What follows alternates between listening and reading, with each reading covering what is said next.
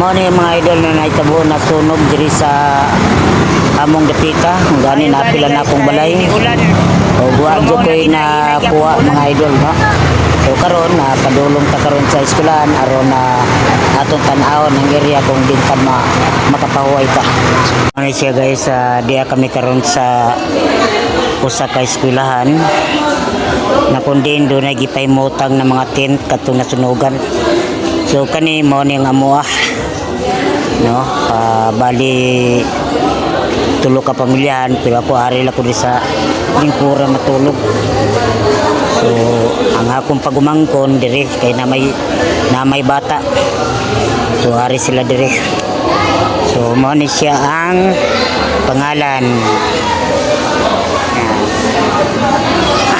mo ni siya mga idol, no. Bali pagkahitabo sa sunog wala jud ko. So bali ang nakahatag sa kuan kanang info nga dunay sunog ang katong customer nako nga ang kasulod kay naapil jud ang akong balay diri ni sa pier area mga idol.